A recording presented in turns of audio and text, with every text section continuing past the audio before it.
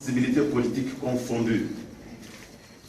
Nous, membres de la diaspora congolaise en République d'Angola, interpellés par notre conscience, prenant à témoin Dieu, la communauté internationale et la nature, préoccupés par la situation qui prévaut actuellement dans notre pays, attendu que depuis le 17 janvier 2001, suite à l'assassinat du président Laurent Désiré Kabila par la coalition Rwando-Burundo-Ougando-Tanzanienne, avec la complicité de certaines multinationales et de quelques puissances occidentales, que l'assassinat de Laurent Désiré Kabila par les forces précitées n'était que le culminant du plan ayant pour objectif l'occupation politico-économico-militaire du Congo par les pays cités si haut dans le but de l'assujettir et de le dominer.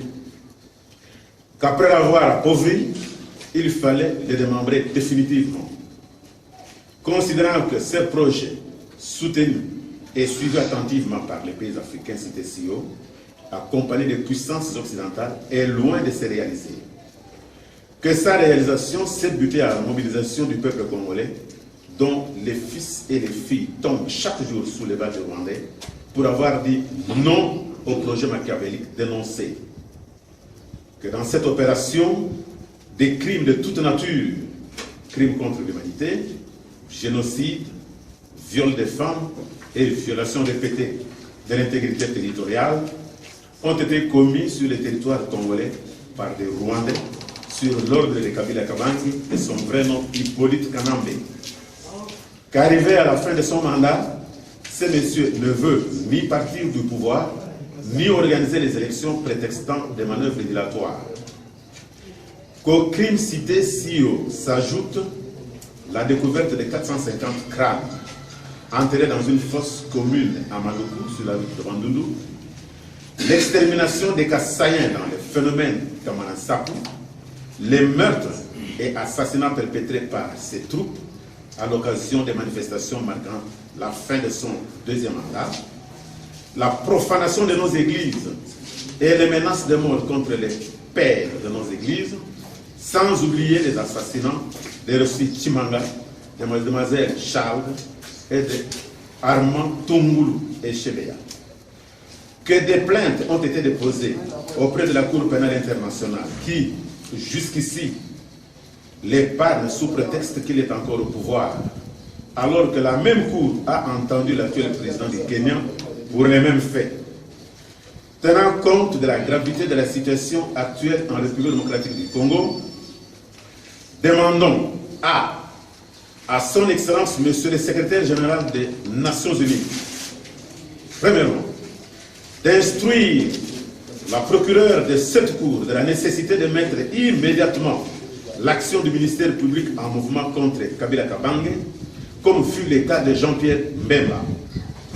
Deuxièmement, d'imposer au gouvernement illégal et illégitime de Kinshasa de ne plus insister sur l'usage de la machine à voter, car le peuple n'en veut pas.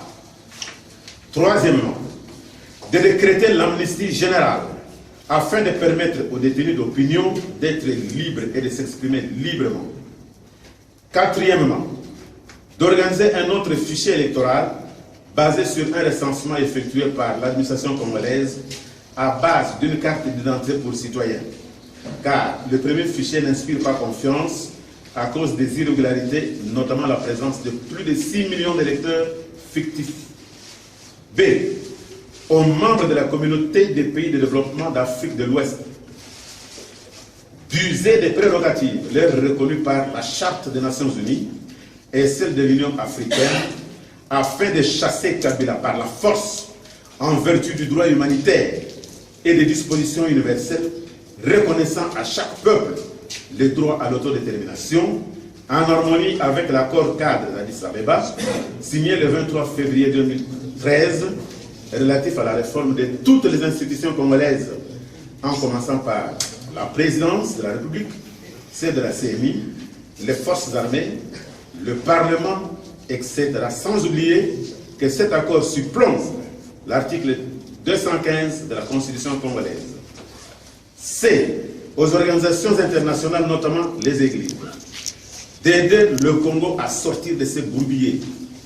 demander à la société civile congolaise de désigner par consensus un président qui devra diriger le pays pendant une transition de bref délai avant d'aller aux élections démocratiques, transparentes, crédibles et apaisées. Très chers compatriotes, mesdames, mesdemoiselles et messieurs, dans tout ce qui a été lu, voici l'essentiel. Le mouvement citoyen Les Congolais debout et l'Angola dit non à la machine à voter, non avec Nang à la tête de la CENI, oui au soutien de la brigade des pays membres de la SADC en République démocratique du Congo. Très chers compatriotes, nous avons pensé personnellement que les décideurs, à partir du peuple lui-même, ainsi que toutes les organisations internationales qui ont intérêt à voir le Congo être libre et dirigé par les Congolais, vont s'adapter, vont écouter et vont s'impliquer dans ce processus. Je vous remercie très très sincèrement pour l'attention que vous avez observée, une attention soutenue, et pense que de commun accord, nous allons toujours travailler ensemble pour la réalisation de notre objectif. Je vous remercie.